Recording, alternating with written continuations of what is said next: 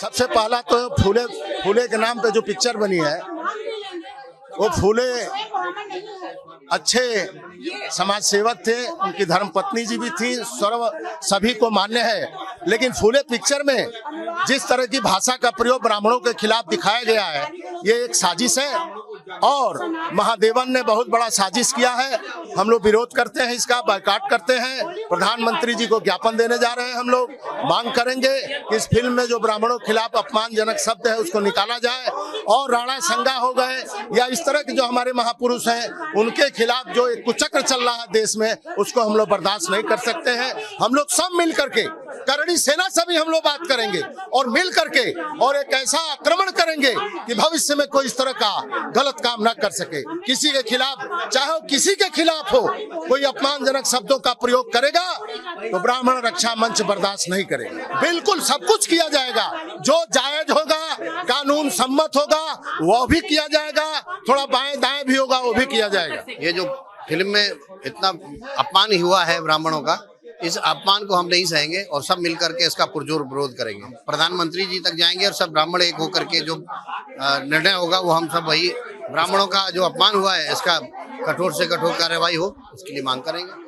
देखिए, ये पहला प्रयास नहीं है।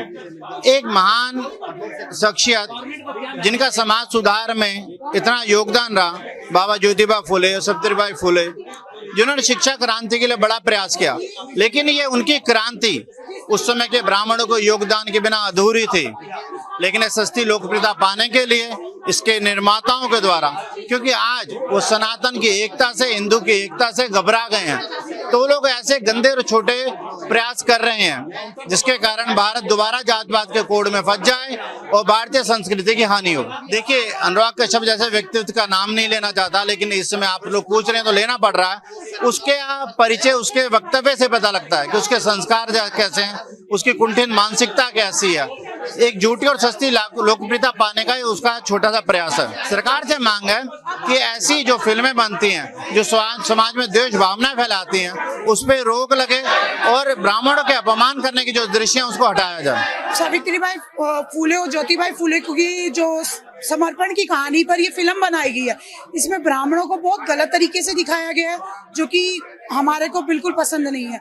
ब्राह्मण इतने भी आक्रोशी नहीं है जितना वो दिखा रहे हैं, और इस समय तो दुनिया, देश भर जातिवाद से बहुत ऊंचा उठ चुका है। तो इस फिल्म को दिखाने का अर्थ क्या हुआ? अभी आज हमारी प्रेस कॉन्फ्रेंस हुई है, इसके बाद हमारी बैठक होगी, उसके अंदर तय होगा कि किस तरीके से, अगर हम प्रधानमंत्री जी को ज्ञापन देंगे, अगर वो हमारी बात को रख लेते हैं, मान लेते हैं, उसके बाद हम क्या कहते हैं, अगर नहीं मानते हैं फिर उसके बाद हमारी बैठक के अंदर आगे की कार्य